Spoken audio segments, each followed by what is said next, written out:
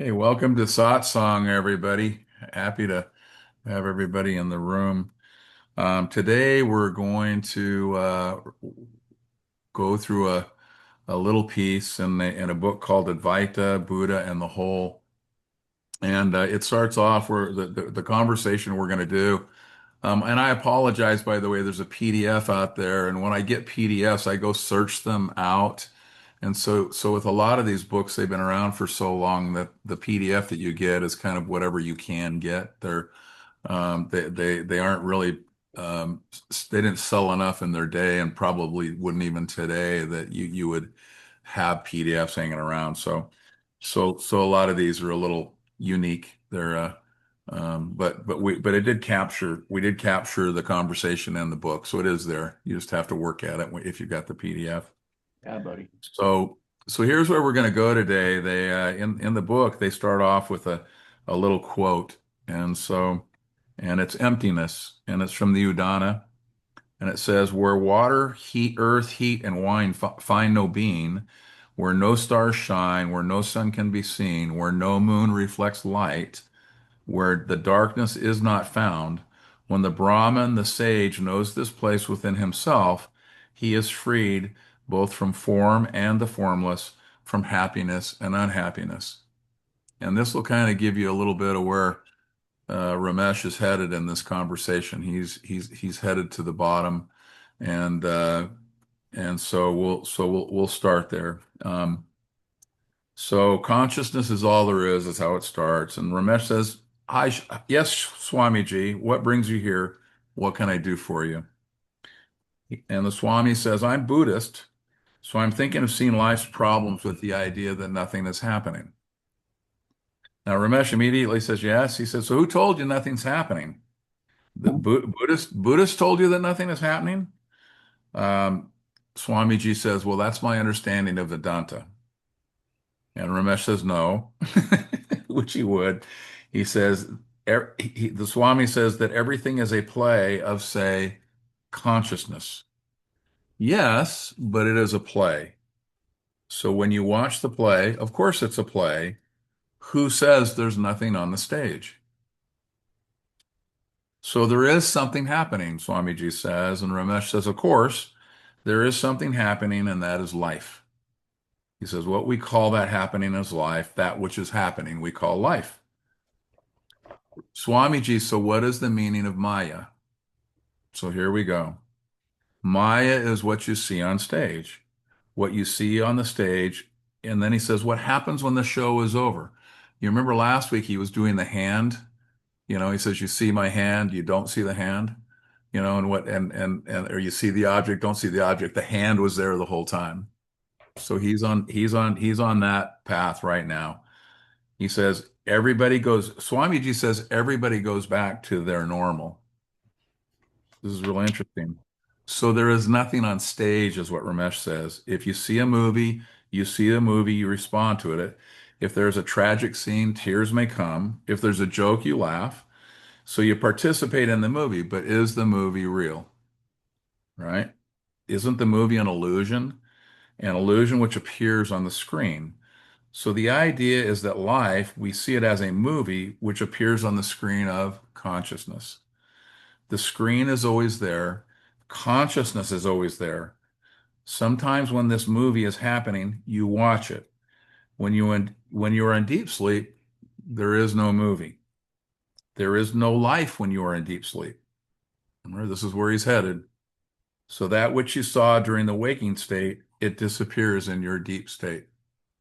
Now, just be aware that in the speaking that he's doing tonight, he's not as precise about talking about consciousness at rest, which normally we call awareness, or the, impersonal awareness, or the absolute, and consciousness in action, because combined they make up the entirety. When all is consciousness, that's the entirety of consciousness at rest and in action. So a lot of times he will use the terminology, the absolute or impersonal awareness, to kind of, so when he says consciousness, that's the activity.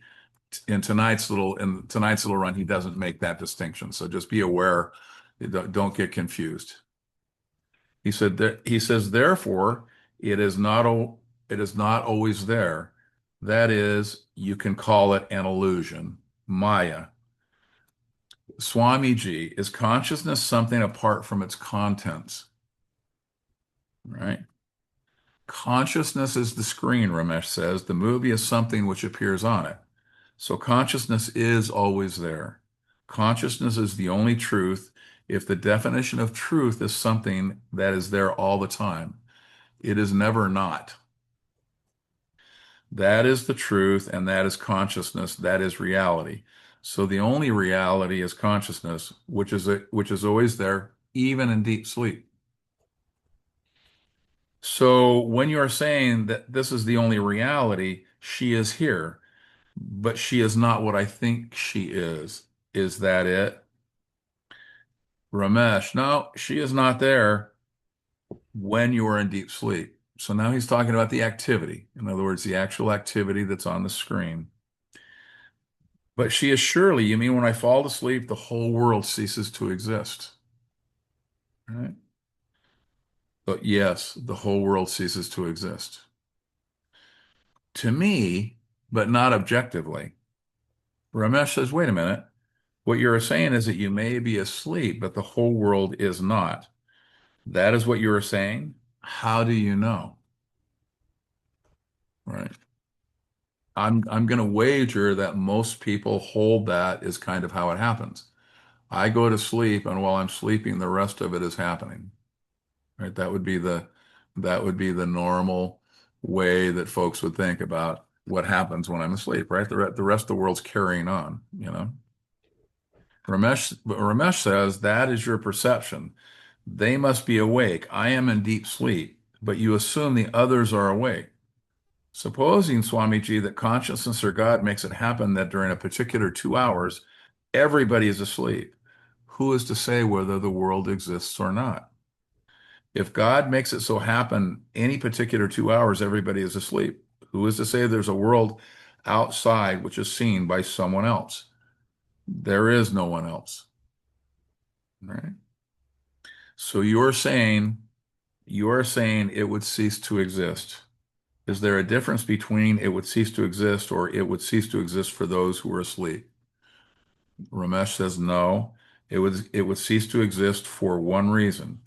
Not only the Hindu mystic would say, but the physicist says now, an object exists only if it is observed. The physicist says this, right? So this is he moves into quantum on this particular piece, right? That ultimately there is the possibility of awareness, but unaware of itself. So ultimately, absolute nothing, right? He says they might be wrong. Now, this is an interesting thing, so because he's going to walk through a little piece on concepts now. Okay, he says they might be wrong too. Of course, that's what the Swamiji says. Yes, Ramesh says so. Everybody could be wrong. Then what are we talking about, Swamiji? What on earth are we talking about? If what anybody says could be wrong, and it could, I agree, then what are we talking about?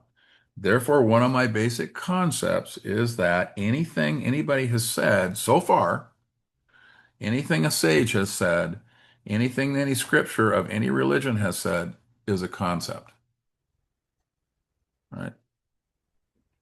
A concept is something which is liable to interpretation and therefore will be acceptable to some and not acceptable to others. That is my definition of a concept. Based on that definition, what I am saying is what any sage has said at any time, what any scripture of any religion has said at any time is a concept, isn't it? And the Swami says, yeah, that's correct. He says, why do we have wars? Ramesh goes on, because the scriptures of one religion are not acceptable to another. The principles of one religion are not acceptable to another. So is there any truth at all which, according to this definition, is not liable to interpretation and therefore cannot be denied by anyone? Is there any truth at all? That the truth being something which cannot be interpreted and therefore will not be acceptable to anyone. What do you think? What does the Buddha say? Is there any truth at all according to this definition?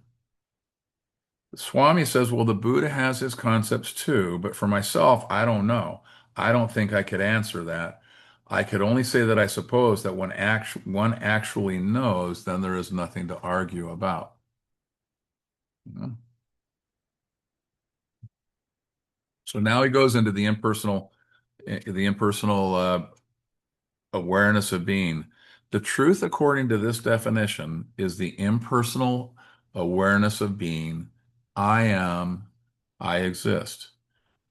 The impersonal awareness of being. I will be there, whatever my name is. The impersonal awareness of being, which no one can deny, is the only truth. And the moment I talk about it, it becomes a concept, right? So you remember last time we were talking about, in fact, I think Tim made comment about, well, really, then silence is the answer. And Ramesh said, absolutely. But you guys keep asking me questions, right? So he's making the same distinction here that once it's turned into a concept, that it belongs in the world of duality, and that within the world of duality, all there is are concepts that point to the silence. And even when you say there are pointers that point to the silence, right, you've conceptualized what it is you're pointing to, right? So that's what he's treading through here. He says the moment we think about it, it becomes a concept. The moment we talk about it, it becomes a concept, right? So think about this for a second, and this is just my comment. Concepts are used in duality to attempt to cobble a sense of permanence, right? So what happens is there's an innate knowing that there is a permanent peace. That's who we actually are. And so in our misidentified form, we go hunting for that permanent peace as though what we think we are could have the peace rather than understanding that is who we really are. And the one thing we know when we're on this particular adventure is that we're really good with words and concepts. So, and we believe that these words and concepts have incredible power. And within duality, they do. Um, so we attempt to cobble together those words and concepts to, in essence, represent what it is we think we are searching for. Okay.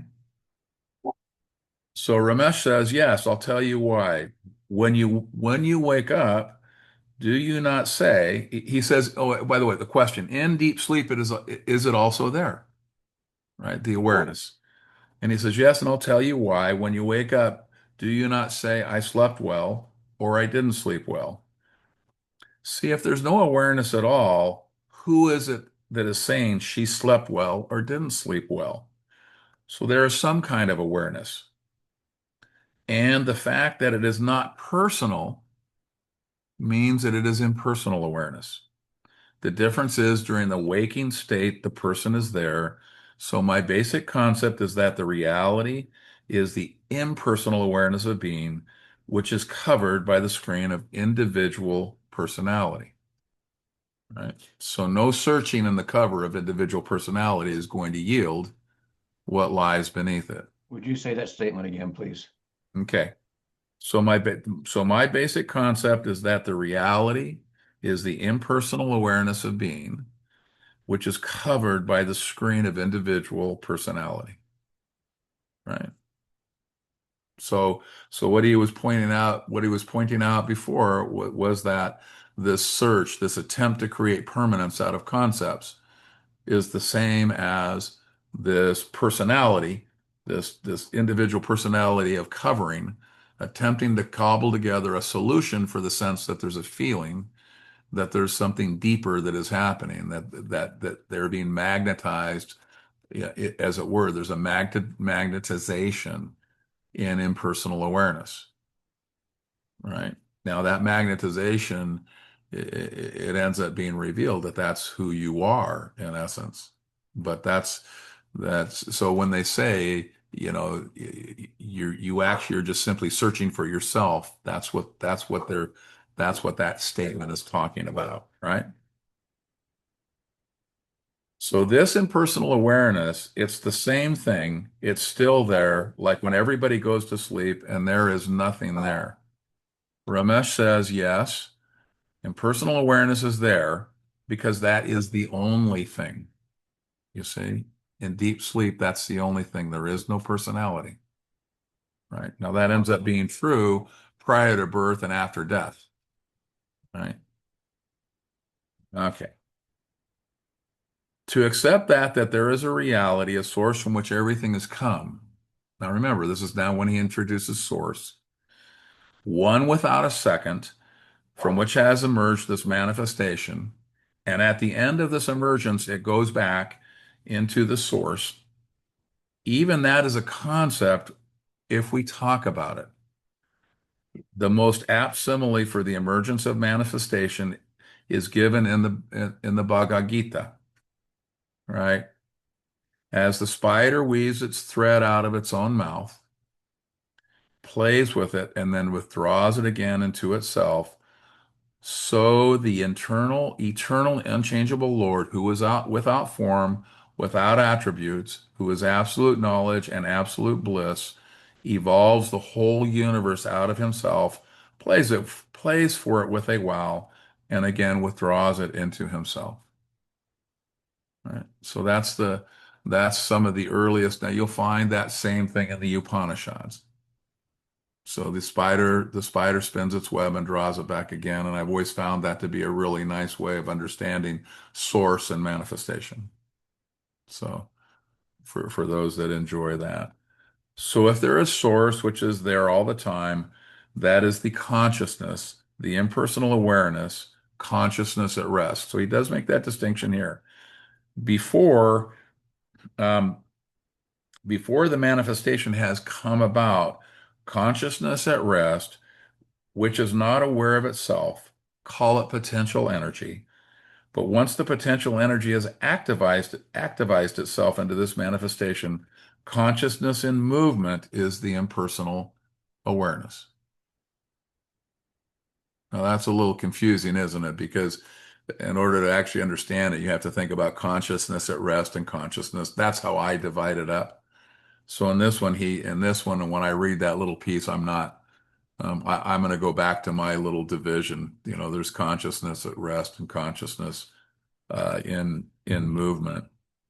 And remember, he talks about the unaware of itself, and you'll see he says that's one thing that Nisargadatta and Ramesh say a lot, right? So why is it unaware of itself? Right? Because duality was created for that perception to occur. So only in duality is there perception, is there awareness of itself. The only place that awareness of itself occurs is within duality and within perception, right? Prior to the arising of duality and after the falling of duality, there is simply impersonal awareness, but there is no display and there is no perception. So unaware of itself, there is no awareness of. There's awareness, right? Awareness, and once manifestation is blossoms, then that awareness springs into action. So hold on one sec here, guys.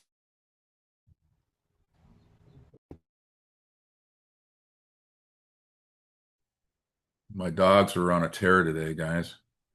Okay. So Alan, some people talk about awareness of awareness, but in Hmm. this picture, that's not the picture that he gives. No, well, that's not the way I paint it. Now, you notice that the way he says it in this one little spot, he goes consciousness, and he says, once the potential energy has activized itself into this manifestation, consciousness and movement is the impersonal awareness, right? Which I find confusing, right? So when I hear people talk about awareness of awareness, right? I stay with my little, there's impersonal awareness and there's awareness, consciousness at rest and consciousness in action. Those are the two that there are, and that they both um, are they both are, as it were, there. That the manifestation and the impersonal are always available. Right. I'm when somebody says awareness of awareness, I personally find that confusing. Right. So remember that these are just concepts that point to something.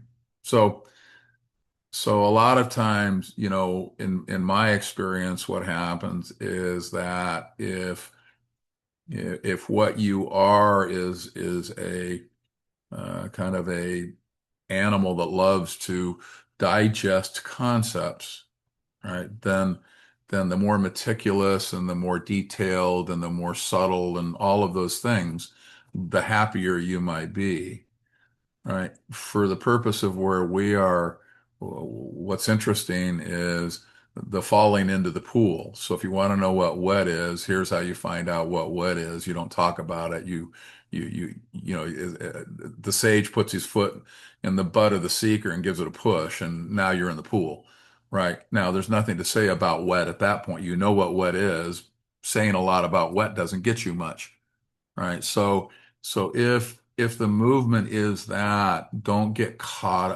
I would just say don't get caught up in things that make no sense to you, because there's plenty that points already to where pointers need to point to, right? So if it's not your particular forte, and I would say I'm not the biggest and bright. I have some intellect, and it takes me to the water shore, or, the water shore. I don't worry about, when someone gets out of my capability level from an intellectual stand, I'm fine. That works for me. My boat's still in the water, the way I look at it. So that's all I'm trying to point out is don't get caught up. And I think when last week when we talked about kind of the need to feed, you see a lot of Advaitins and non-dualists, and I mean they're discussing I mean they think that matters, right? And in the end, what does the play of consciousness matter, right? I mean, even when we say what is the purpose of consciousness, it's to reveal itself to itself, which we would call a tautology in philosophy, right? So when you pick that out as a purpose, I always tell that little story about the Longfellow who asked the child, why is green green? And he says, because it's green. At some point in time, green's green. And you will eventually fall into that particular play. So the nuances of consciousness, and unless they have some pointer value, are really a reflection of the need to feed, right? And I mean, you can, if you go out into the threads, you'll see someone starts that conversation, there'll be 182 comments. I mean, there are more people that know about the differentials of consciousness than I could, or absolute awareness or whatever than I could ever count for sure. So, Not to mention Turiya. yeah, true. All right, so we're going to go a little bit further in this conversation. This is a fun little conversation, and um, so this is the next chapter. The conversation takes place over pieces of two chapters, so that's why it gets a little funky. But there's a really great quote that I love. Ramesh, he says, "There is only one state. When corrupted and tainted by self-identification, it is known as an individual. When merely tainted by the sense of presence of animated consciousness, it is the impersonal witnessing. When it remains in its pristine purity, untainted and untinted in primal repose, it is the absolute."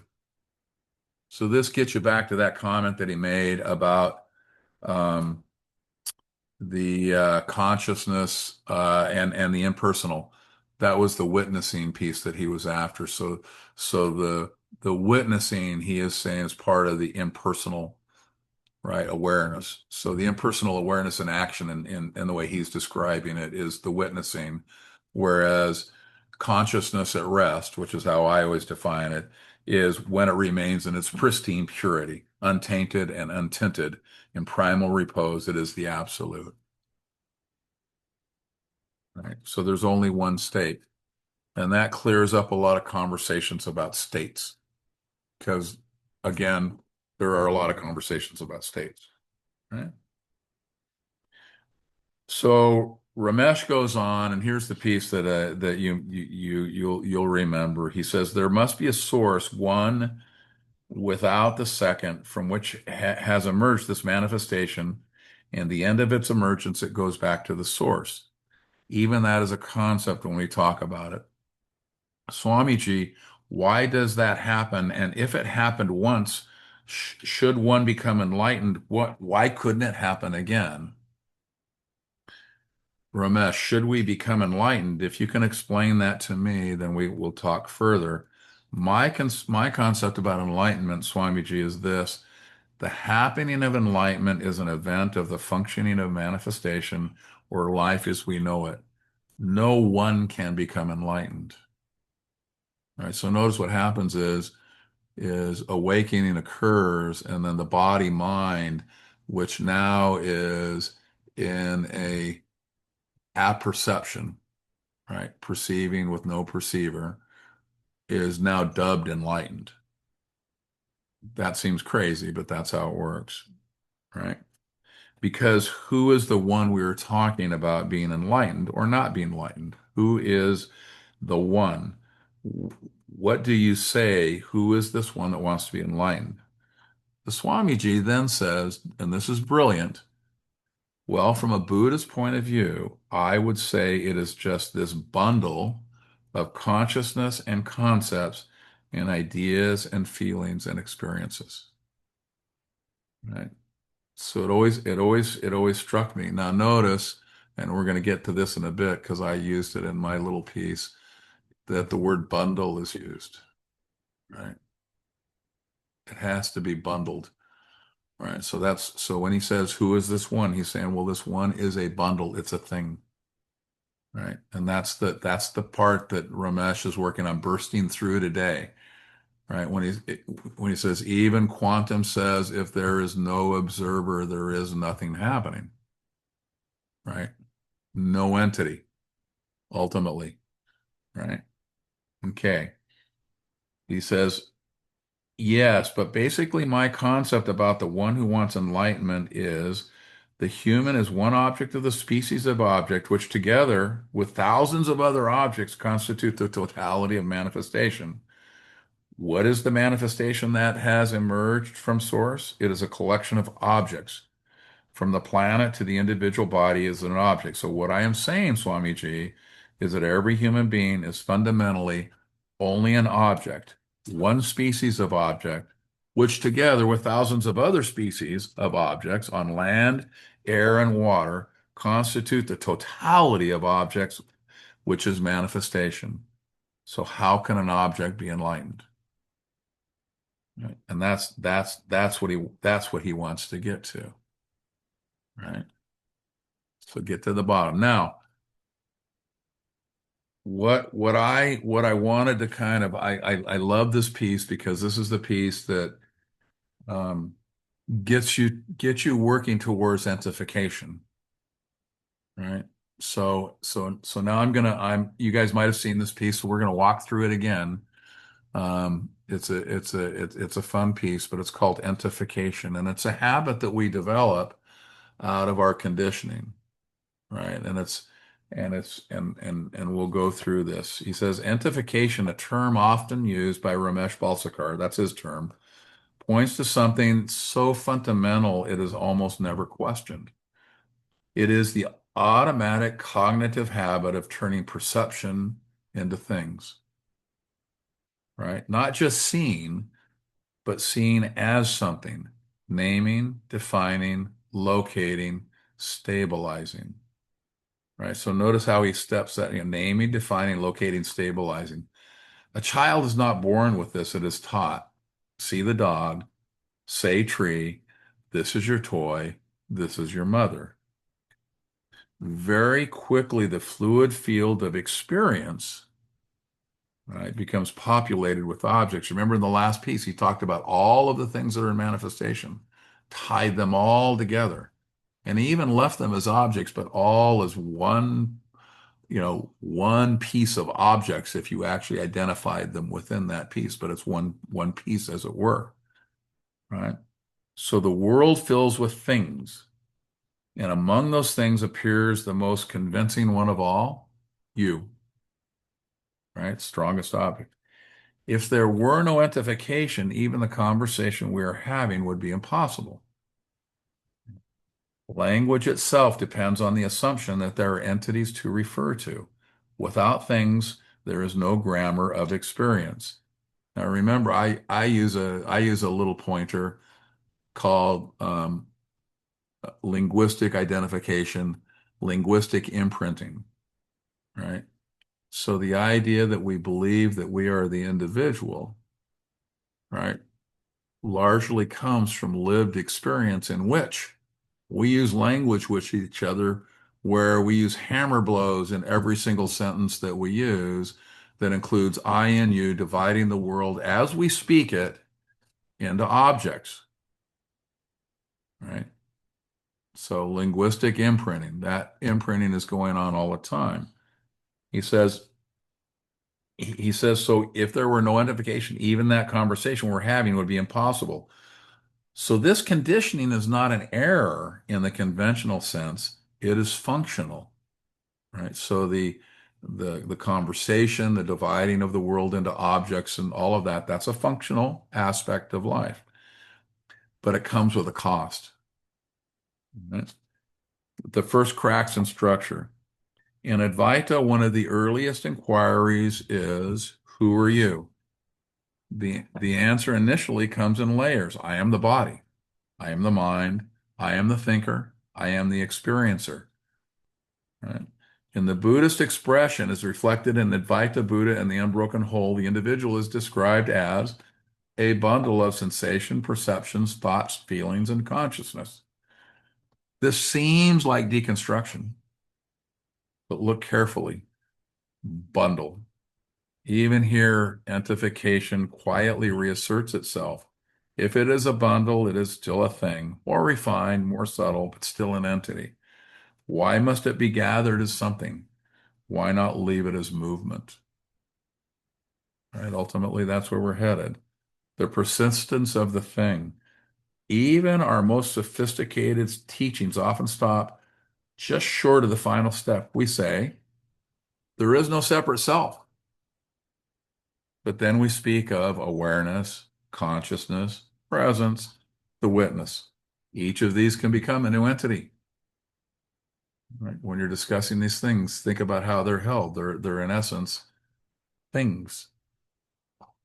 A more subtle one, a more spacious one, but still a thing. Entification has not been destroyed, it has been spiritualized. Science points in the same direction. Even modern physics, in its own language, begins to dissolve the solidity of things. What appears as matter dissolves into particles. Particles dissolve into probabilities, which I love, by the way. Probabilities dissolve into fields, and the more closely we look, the less thingness we find. There is no clear boundary where something begins and something else ends. No independent object standing on its own. No fixed entity. The universe at its most fundamental level refuses to become a thing. Right? That's quantum science. And yet, the mind insists. Right? The learned illusion of as if. Entification operates as an as if. We live as if there are separate things. We speak as if there is a you. We function as if there are objects interacting in space. At first, this as if is recognized as a tool. But over time, it hardens. It becomes belief, conviction, reality. So here's the part that's already in cognition, right? The automatic behavior. What becomes as a functional overlay becomes an unquestioned truth. The child that once learned to say tree no longer sees the naming as an act. The tree is simply there, right? So the understanding that entification is there, it disappears, and in the way that it's held, it simply is there. In the same way, the self is simply there, or so it seems. The deeper Advaitic cut, many teachings attempt to soften this, right? So the drill down, Ramesh dissolves the doer. There is no individual volition. The Buddha dissolves continuity. There is no entity that transmigrates, right? In the what we just read, there's no transmigration of self. Advaita dissolves the identity. You are not the body mind. Each of these is a powerful pointer. Each removes a layer, but all of them still operate within the framework of entification. They all assume that something is being dissolved. Something is being removed, right? Isn't that how the pointers look? Right? We take this away and what's left? We take not this, not that. All right? Something is being removed. Something is becoming less real. But what if we go further? There was never anything there. Right? What if the final step is not dissolution, but recognition? All right? So the dissolution pointer gets thrown away for the recognition pointer, right? There never was anything. There's nothing to dissolve because there never was anything. Yes, the dissolving pointers walk us down to that place. Then we throw it away. Not that something disappears, but that nothing was ever there to begin with. No you, no entity, no thing, not even a subtle one. What we call an object is a conceptual stabilization of movement. Remember, I talked earlier about the mind attempting to create permanence. So when one assumes that they are an object, an entity, right, then stabilizing movement becomes kind of important, right? You guys have all had the experience of being in one of those rides, the teacups and where, in Disneyland or whatever, where everything's going everywhere. You start to feel sick to your stomach, right? That's why the stabilization of movement is something that is required. It allows you as an object to exist within every else that's going on. What we call self is a stabilization of experience, right? If experience were simply seen for what it is, things would arise and fall, and there would be no need to string them together. But we do, and we call that a story. So the stabilization of that story, the story of experience, is what self is. And what we call the world is the conceptual stabilization of perception. Right? It helps us not get sick when that ride's going crazy. Entification. See the final thorn. Even the language of dissolution becomes problematic. We say the self dissolves. The ego disappears. Everything returns to nothing. We've all heard those things, right? But if there was never an entity, what exactly is dissolving? This is the final thorn, the last subtle assumption that something existed and is now being removed. In truth, nothing dissolves because nothing was ever formed. Now, you probably all remember there's a very famous metaphor that gets used. It's when one sees the rope as a snake, right? And that's a really good example because here's the question: was the snake ever there? Now, I guarantee you that the experience of recognizing that the snake is a rope, if you go back to describe it, you likely are going to describe that as a movement from snake to rope. But the snake was never there, only the rope, right? What you thought was a snake was an illusion. The rope was what was there. but the description of how that happened is that story. Oh, it went from snake to rope, right? That's that movement. Now the recognition is there was nothing ever there. Even nothingness can become an entity, right? A vast void, an ultimate background, a final container, right? Actually, nothing and nothingness, I find really uncomfortable to use those. You may notice sometimes when I use them, I almost grit my teeth to use them because it's the ultimate turning nothing into something, right? You start to speak about nothing as though it were something. That's entification. But that too is entification. Wow, pretty good. A concept of absence turned into a thing. The teaching, if it is to complete itself, must even drop this. Not something, not nothing, not presence, not absence. What remains? At this point, the mind has no foothold, no object to grasp, no subject to stand as, no framework to stabilize.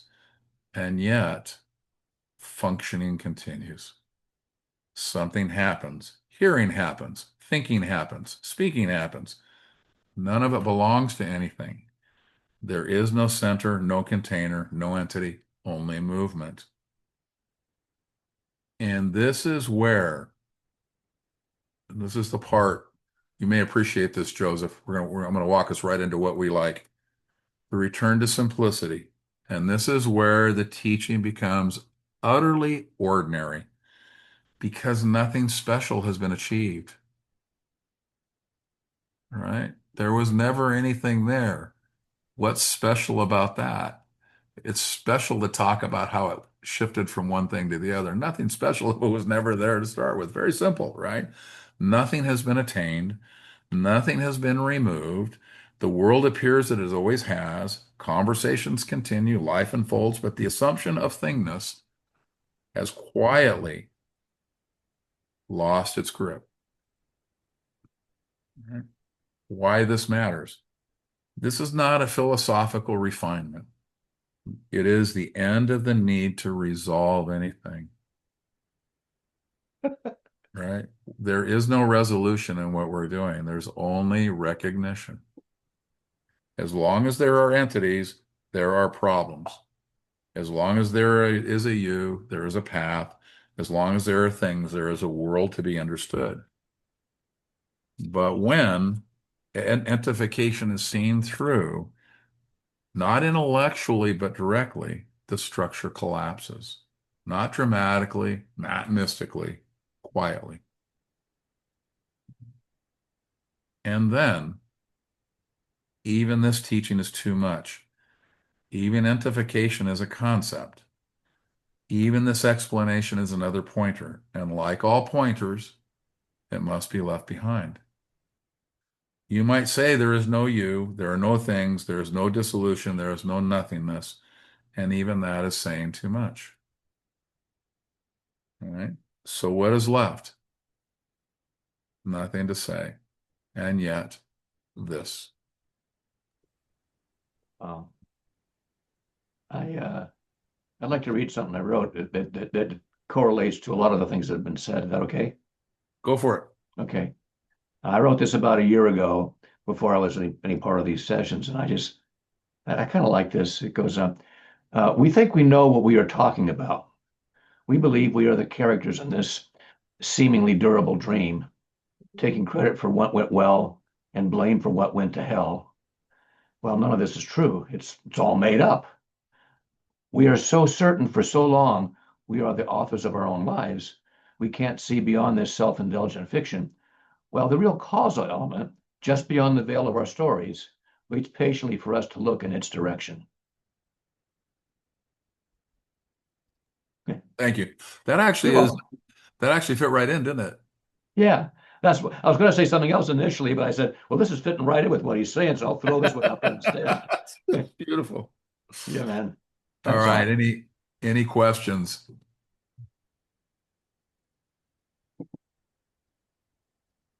No question, but that was just a beautiful, just to sit and listen to that was It was really something, Alan. Thank you for sharing that.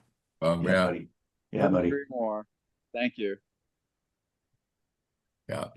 So remember this, the I think with this particular group, the ability to dive to the bottom is always available. So um, that's where it seemingly wants to go. So and the beauty of it all, as I said, is the intellectuality is simply a tool to get us to no intellectuality. And that's the movement.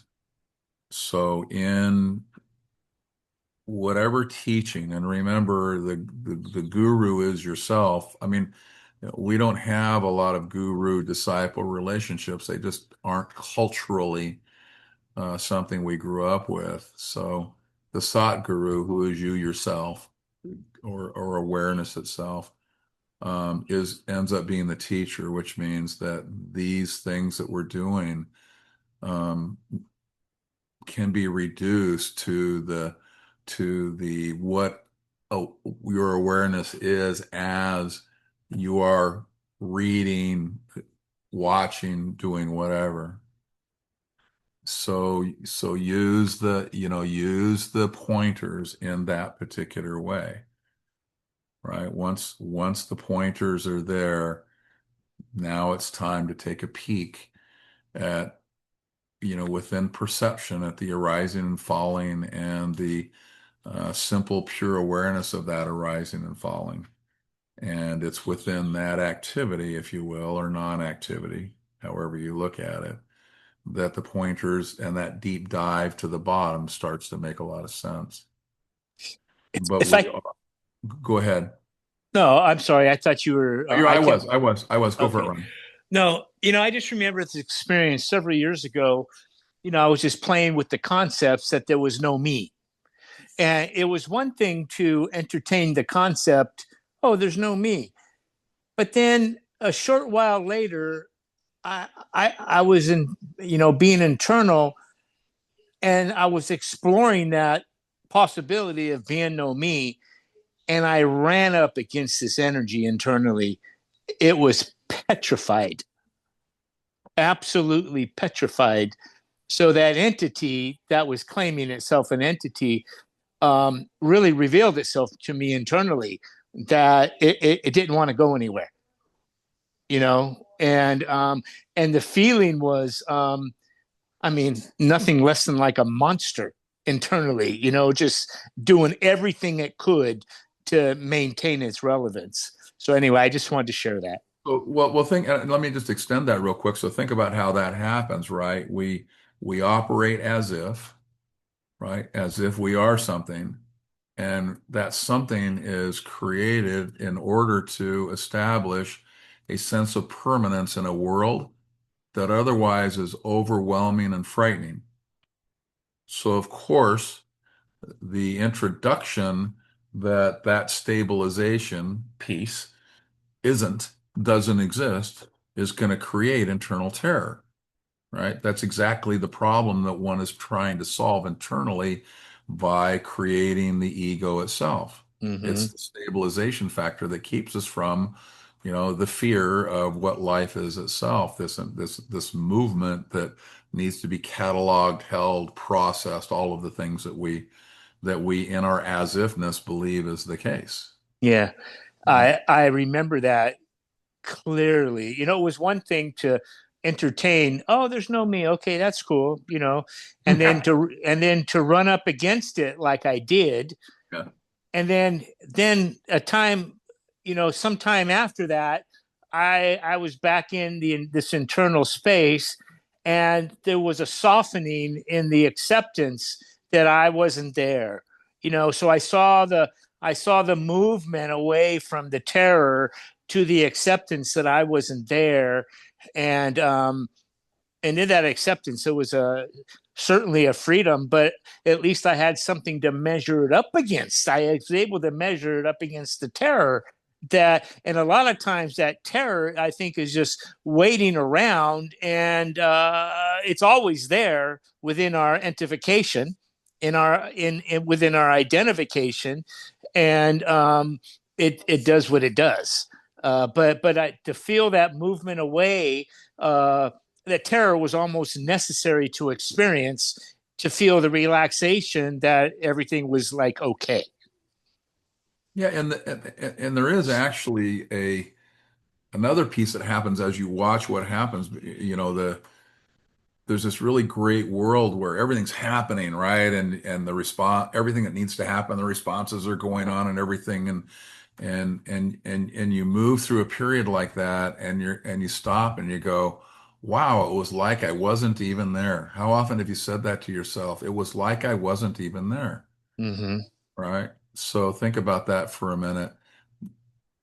Maybe it's not necessary that you be there. Well, maybe there isn't a you to be there. You see, Mm-hmm. that Mm-hmm. experience of just simply the happening is happening. And we Mm-hmm. don't have that experience. So consciousness gives us that gift all the time. And it's within us that we collect it into a thing and recite it as though it happened, as though someone was there. But in the Mm-hmm. actual happening itself, nobody was there. It was just simply happening. Mm-hmm. Mm-hmm. So we all get that experience, but we have a tendency to package it up so that it gets disregarded. We don't notice that there's no me there when it's happening. We package it up and story it up as though there were, right? Because once again, in there, we believe without that I, there can't be a stabilization of actual being here in the world that arises. I need to be here for I am the thing is the bedrock of permanence. That's what makes this whole thing bearable. And you have a term that you use that I found quite helpful, and that's the rear view mirror. And it's Yeah. and when you look in the rear view mirror, and because you've introduced this to me, you can see how very if you're open to it, you can see really clearly how you were never there, how life was, the movement of life was happening, Yeah. and you claimed authorship over certain things that you were maybe proud of and disregarded everything else. But the truth was, the movement was just happening. Yeah. And looking in the rearview mirror at past life experiences, I think is a really valuable tool to reveal that self, reveal it to yourself. Well, yeah, and so I mean, so the body mind moves everything it can as quickly as it can into the rear view mirror where it's packaged and seen to have a purpose and all of the rest of it. Yes, yes, So one yes. of the so the po- that pointer came from, don't look in the rear view mirror, keep your eyes on the windshield. That was kind Yeah, of how I packaged that particular, because in the windshield, it's all just happening. There's no packaging that's occurred yet. yeah. I was just talking to Anastasia the other night, and I was like looking back at my life, and I was like, what a crazy freaking life. Yeah. You know what I mean? Like all this movement. And it was, oh my God, how can you even organize it? You know what I mean? It was just happening on its own, like crazy things that happened in life. You could have never planned any of it, you know? So anyway, that was my 2 cents. Yep. But I, we're arrogant enough to package it up and pretend that we actually Yes, oh yeah. yes, so that was yes, pretty good. yes. I guess that makes you feel safe. Curiously, All right. that's one of the reasons I think creativity is something that everybody should have in some extent, because I can't tell you the number of things and people that I hang out with who write a song or a poem or a book or an anecdote or whatever the heck they're doing, and then they go back and look at it later and goes, "Who wrote that, man? I had nothing to do with that," you know. Um, I think that's really, really cool to look back at the stuff I've done. I went, I don't even remember thinking that before. And there it is, you know. It all Well, happened by itself, in other words. it's always amazing in the moment of creation Yeah, that it it can really be seen. And I used to tell people I have no creative capabilities, and it turns out that I can write stories. So who knew? But it's really funny how those it's like music or anything else. Those yeah, they quote unquote come out of nowhere. right. That's the beauty of creativity, is it comes out of nowhere. So it really is a place that when creativity is happening, I mean, and that like for instance, I mean, what Gian could probably inform, but I find poetry to be one of the most amazing things, right? Like, where the hell did that come from, Yeah. right? Yeah. Of all the kinds of things that you see that just, and then not only that, when you like interpret it, it's worse because Right. it came out of nowhere and it has so many angles and things that there's no way. It's like Yeah. trying to nail Jello to the wall to interpret And, poetry, yeah, right? and nowhere is not Love accountable it. to our Yeah. theories. So I really love that as an activity Yeah. of seeing that life lives itself, right? Yeah. How could it be otherwise? I mean, Yeah. poetry, yeah, like for someone to take credit for poetry, forget it. I don't believe You it. know, and those special moments just seem like a microcosm, of Yeah. the macro that's actually happened. They Right. happen to stand out, but it's always on its own. But notice that we always grab to the default, right? So there's so much that's going on that is actually in perfect, beautiful awakening, but we package it and grab onto the eye that needs to figure in how this all is happening. So Yeah. so that's a really great way to take a peek at it. Wow. Yeah. All right, guys. Well, it has been a wonderful session. I likely will return at some point. I Advaita Buddha in the Hole is one of my favorite little books that Ramesh wrote. So I'll just pick the conversations out when I'm ready to do that. But I don't know what next week holds, but I will pretty quick. I imagine by the end of the weekend I'll have that one figured out, and you'll see everything. So thank you everybody for coming. It Thank was you. Oh, Thank yeah. you, Alan. okay. I'll Thank see you you. next Bye week. Okay, Alan. Thanks, buddy. Too. bye. Mhm.